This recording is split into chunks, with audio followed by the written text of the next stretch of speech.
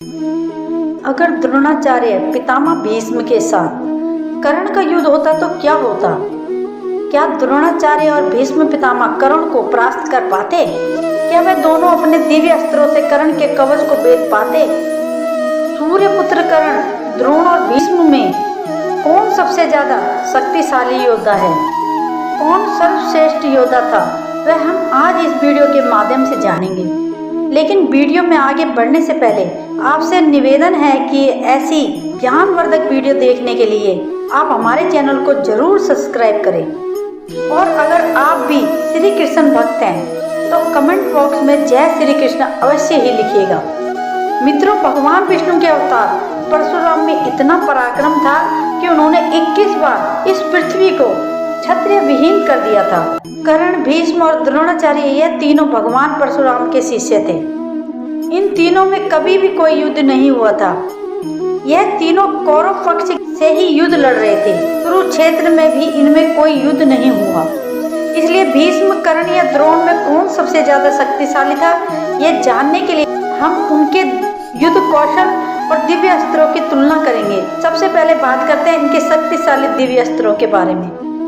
गुरु द्रोण के पास ब्रह्मास्त्र, नारायण अस्त्र और ब्रह्मास्त्र और ब्रह्मशिर अस्त्र का ज्ञान था। कुरुक्षेत्र युद्ध में उन्होंने सिर्फ ब्रह्मास्त्र का प्रयोग किया था। ब्रह्मशर अस्त्र और नारायण अस्त्र ब्रह्मास्त्र से भी ज्यादा घातक थे। द्रोणाचार्य से उनके पुत्र अश्वत्थामा को यह अस्त्र मिला था। जब कुरुक्षेत्र में पांडव छल से द्रोणाचार्य का वध कर देते हैं तब अश्वत्थामा बहुत ज्यादा क्रोधित हो जाता है और इसके बाद वह पांडवों पर नारायण अस्त्र का प्रयोग करते हैं। इस अस्त्र के प्रयोग से पांडव का भारी विध्वंस होने लगता है। पांडव इस अस्त्र को रोक भी नहीं पा रहे थे। वह इस अस्त्र को जितना भी रोकने की कोशिश कर रहे थे, नारायण अस्त्र उतना ही ज्यादा भयानक बनता जा रहा था। दोस्तों, भगवान विष्णु के नारायण अस्त्र को किसी भी तरह रोका नहीं जा सकता था। इस अस्त्र के सामने घुटने टेक कर इसे शांत किया जा सकता था।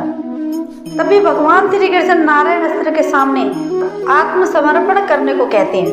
पांडव के आत्मसमर्पण के बाद ही नारायण अस्त्र का प्रकोप शांत हुआ था।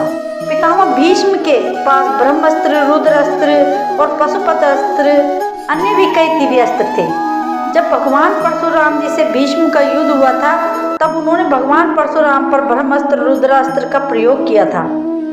इसके बाद भीष्म को पशुपति अस्त्र का आह्वान करते देख देवता भी भयभीत हो गए थे। देव ऋषि नारद और देवता भूमि पर प्रकट होकर भीष्म को इस अस्त्र का प्रयोग करने से रोकते हैं ताकि इस युद्ध में भगवान परशुराम का अपमान न हो। अब कर्ण के दिव्य अस्त्र के बारे में बात करते हैं। भगवान परशुराम जी के बहुत सारे शिष्य हुए थे, लेकिन कहा जाता है कि कर्ण उन्हें सबसे ज्यादा प्रिय थे। इसलिए उन्होंने परशु के अलावा सभी दिव्य अस्त्र कर्ण को दे दिए थे। कर्ण को भार्गव अस्त्र, रुद्रास्त्र, सर्पमुख बाण आदि जैसे दिव्य अस्त्रों का ज्ञान था। कुरुक्षेत्र में कर्ण ने पांडव सेना पर भार्गव अस्त्र चलाया था। इस अस्त्र से पांडव सेना हाहाकार मच गया था। देखते ही देखते पांडव सैनिक की अक्षेणी सेना का विनाश कर दिया था। कर्ण के इस अस्त्र से अर्जुन को बचाने के लिए युद्ध भूमि से अर्जुन को बाहर ले गए थे। इसके अलावा कर्ण के पास सर्पमुख बाण था जिसके सहारे लगभग अर्जुन का वध कर दिया था, लेकिन भगवान श्री कृष्ण ने अपने पैर से रथ को नीचे दबाकर अर्जुन को बचा लिया था। कर्ण का सर्पमुख बाण इतना शक्तिशाली था कि कर्ण को इसको प्रयोग करते देख देवराज इंद्र भी भयभीत हो गए थे। अब बात करते हैं कर्ण के पाशुपत अस्त्र के बारे में। दोस्तों, आपको बता दें कि कर्ण ने इस अस्त्र का युद्ध में कभी भी प्रयोग नहीं किया था। अब इनके युद्ध कौशल के बारे में बात करते हैं। पितामह भीष्म इतने योद्धा थे कि भगवान परशुराम भी उन्हें पराजित नहीं कर पाए थे। कुरुक्षेत्र के युद्ध में भीष्म कौरवों के सेनापति बने, कौरवों के प्रथम सेनापति बने। युद्ध शुरू होने से पहले भीष्म ने कहा था कि वे हर दिन पांडव पक्ष के 10,000 सैनिकों और 1,000 हाथियों का वध करेंगे। अगर वह और अधिक शक्तिशाली अस्त्रों का प्रयोग करते तो वह अकेले ही 1 महीने के अंदर ही युद्ध को समाप्त कर सकते थे।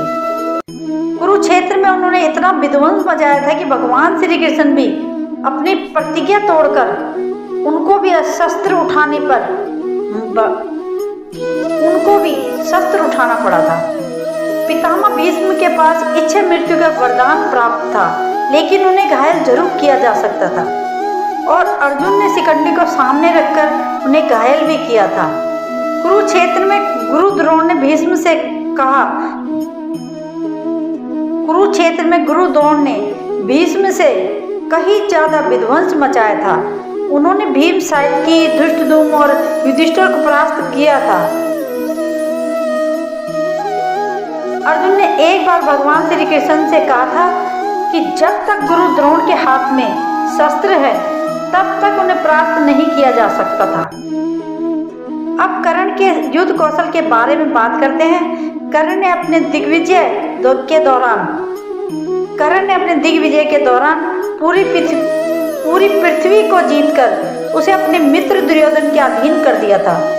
तब दुर्योधन ने कर्ण से कहा था, तुमने मुझे वो वस्तु दिलाई है, वह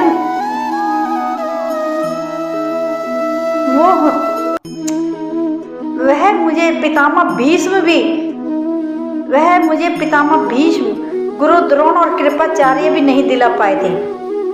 अपने धनुर्विद्या के दम पर भानुमति स्वयंवर में कर्ण ने 100 से अधिक राजाओं को एक साथ पराजित किया था। आखिर में कर्ण और जरासंध के बीच युद्ध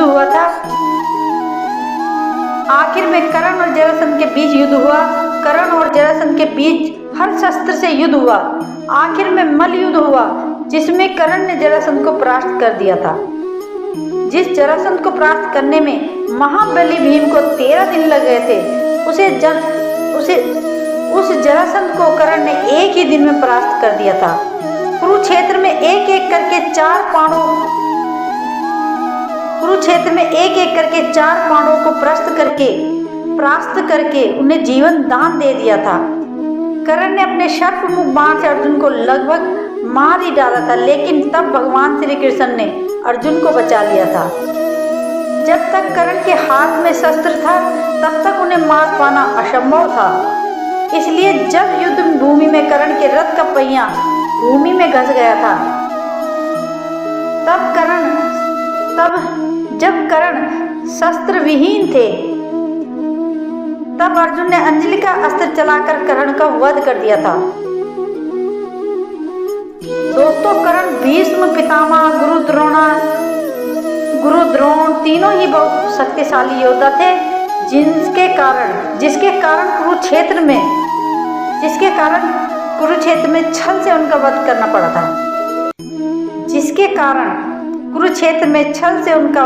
पड़ा था।